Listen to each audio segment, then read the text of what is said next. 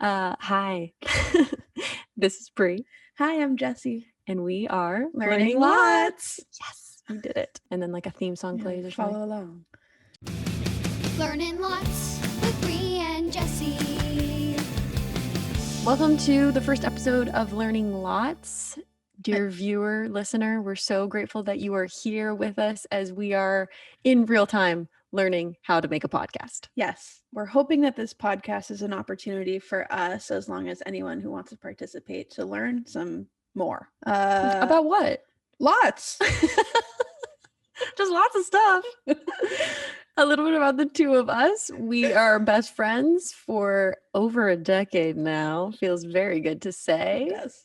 And so we've lived through so many different, changes, heartbreaks, successes, Styles. Oh man, the fashions. Lots of fashion changes. And so the two of us together through our unbreakable friendship will be talking with some interesting people, and hopefully it's good. Our topic this week is comfort, and I feel like I had so much fun diving into the research aspect of this, exploring the fact that, like, for me, this is outside of my comfort zone. The idea of hosting a podcast and being someone who's driving the conversation was thrilling and exciting, and also a big leap outside of being in my house for an entire year.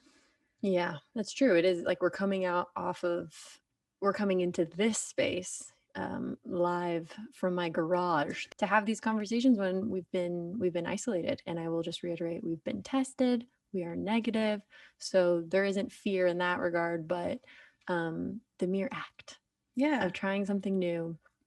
Our very first guest on our very first episode of our very first podcast is Rupi Kaur, who wrote, illustrated, and self-published her first book of poetry at the age of 21. Her poems reveal intimate thoughts on love, loss, trauma, healing, femininity, and migration. We are delighted to have Rupi as our guest today as she teaches us about the power of vulnerability. Her poetry has been translated into 42 languages and have sold over 8 million copies, a true testament to how universal these sometimes uncomfortable topics really are.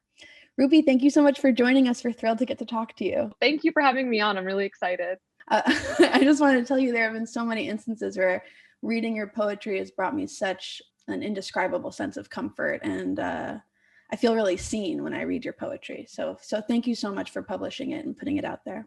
Thank you for reading it. It still shocks me.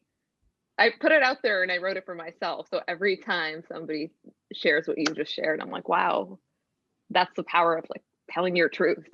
Do you always feel comfortable with what it is that you're putting to paper or what it is you publish? Like by the time the book is coming out, do you feel like you're comfortable with it? I'm most comfortable when I'm writing it. And then as we get closer to the publication date, all the insecurities come. It's like a day where I think this is completely crap and nobody's going to like it and you're an idiot. And then I wake up the next day and it's like, oh my God, I think it's going to do really well.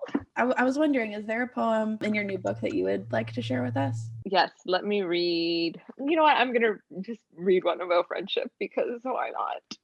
I miss the days my friends knew every mundane detail about my life, and I knew every ordinary detail about theirs.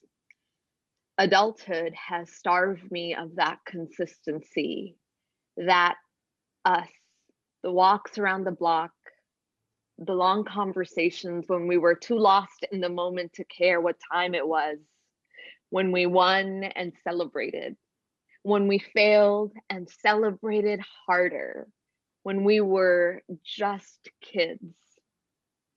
And now we have our very important jobs that fill up our very busy schedules.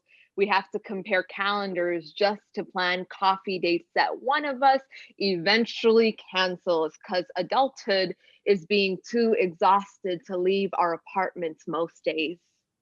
I miss knowing I once belonged to a group of people bigger than myself. It was that belonging that made life easier to live. Thank you. I feel really, really lucky to know you. So thank you very much. Thank you. I appreciate you. Thank you very much. Bye. Wow, she's so special. I can't believe we get to do this. Whoa. All right. So our next guest is my friend, Jimmy Chin. He is a professional mountain sports athlete, a Nat Geo photographer, and Academy Award winner for the film Free Solo, which he co-directed with his wife Chai. This dude is a true legend in the art of discomfort. He climbed Everest just to ski down it, created first ascents on all 7 continents, and has survived many close calls with death. Welcome, Jimmy Chin. Yay. Hi. Hi. I wanted to ask you, I know that you survived an avalanche. How long did it take you after that experience to want to get back out there?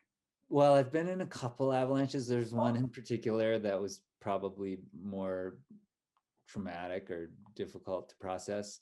You know, I think after moments like that, it took me a few months to decide to go back in the mountains.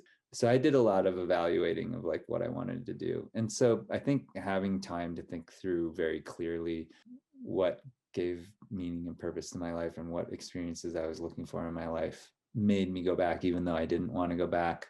I just decided that that there was no way I was going to live the rest of my life without doing this thing that I loved, even though basically almost killed me.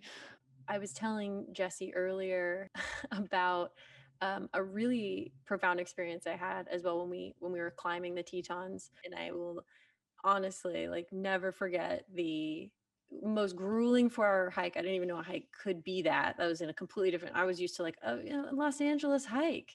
This was full body. Just to get to camp, and the 2 hours to get to the base of the mountain, and then whatever the 10 hours of climbing, and I got to the top. It was like my pants were all ripped. I was somewhere between freezing and sweating and just like a total mess. It completely changed my perception of myself, what I'm capable of, and it is an actual location in my brain of that gratitude. Yeah, the thing I'm most grateful for is being able to work with a lot of the people that I get to work with. I think my question is, what's the scariest thing that you've committed to? Children, for sure.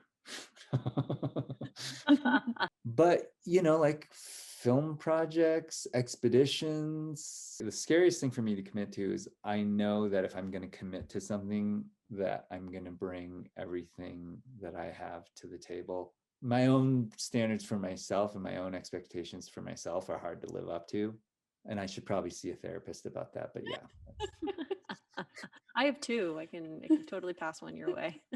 Thanks so much, pal. Thank you so much for having me. Oh, here. thank you. Thank I you for appreciate being it. Bye. Bye. Wow. Gosh, I feel so lucky and grateful to have witnessed these and partaken in both of these conversations today. Taken part. Partaken?